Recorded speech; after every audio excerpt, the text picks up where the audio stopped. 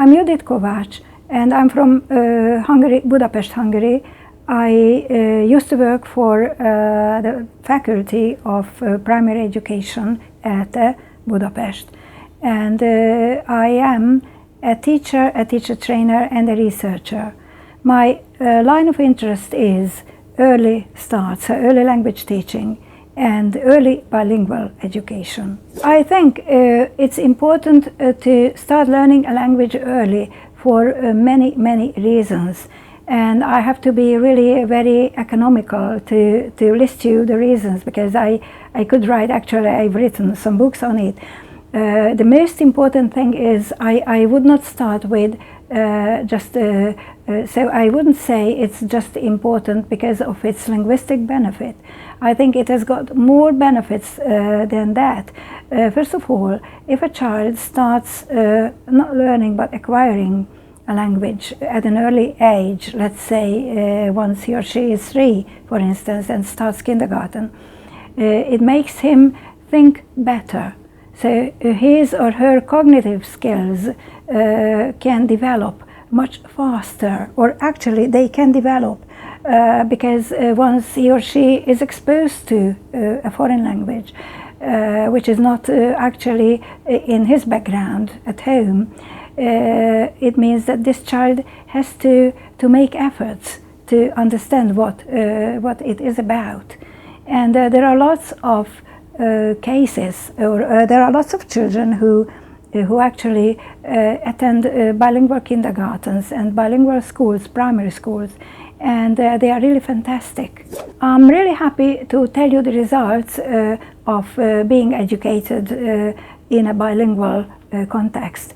I myself have been teaching, apart from researching and teaching at the university, I've been involved in primary bilingual teaching in a school here in Budapest. And I can see the results myself from week to week. These children, and not just my pupils, but all the pupils I've actually observed or visited, there are lots of things that where they excel, and they are different from other students here in Hungary. First of all, I would say what I think is very important, they are more open than other children. They are more open to everything and everybody, not just to foreigners. The other reason is that their logical thinking is developed, much more developed. Perhaps it might be surprising or even shocking, but they speak their mother tongue, whatever their mother tongue is. They just speak their mother tongue much better, or at least a bit better than their counterparts. So being bilingual or being challenged in this way, it means lots and lots of benefits. And of course, we do not have to forget about the linguistic results. Of course, they do speak the language.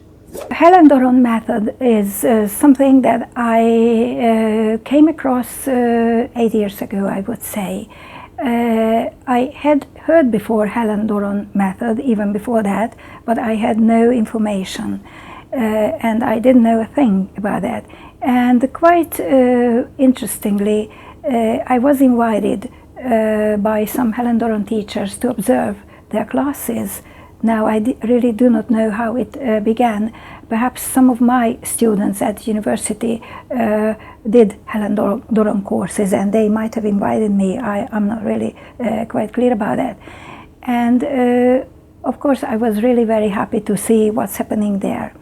And what I saw there, I had to, so I just recognized this is the same method I teach at my university. The main principles and the things I have seen as common in Helen-Doron method and the method we teach or other colleagues teach at different universities is that children, so the whole approach is child-centered. We teach, and Helen-Doron method teaches the child, not the language. I would say this is the most important thing. So we both believe in acquisition and not in learning, which means there is no error correction. There is nothing like inhibitions in children, because they can do what they feel like doing, what they enjoy doing. They do singing, dancing, moving around, chatting, and playing in different ways. Actually, so they are active. The other characteristic feature that I can list is that it is, or both are, activity-based. So nothing is verbal. There is a kind of rule that I think is very true. Children and adults approach language, a second language or a foreign language, in a different way. Adults do what they have learned. This is just the other way around with children, because children learn what they have already done. And I think that Helen Doron goes this way.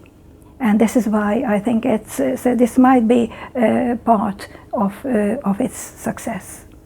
And there is a lot of singing, a lot of dancing, a lot of enjoyment. The atmosphere, which is really very important, it's calm and stressless. And that counts.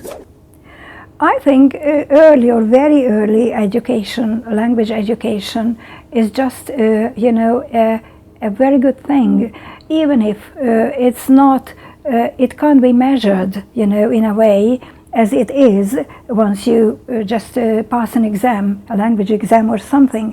But as I've mentioned earlier, once a baby or a toddler, so a very, very small child, is open or becomes open to other languages, it's just an asset, a very good thing. Once he or she is exposed to hearing or listening to different other languages, so it's just a benefit, even if of course he or she, this child, cannot be expected to speak that language fluently. And again, it's not just the linguistic benefit, but it's a holistic benefit for the whole child, for the development of the whole child. And I'm happy to repeat what I just keep repeating whenever I'm asked about this, that bilingualism or even multilingualism makes smart.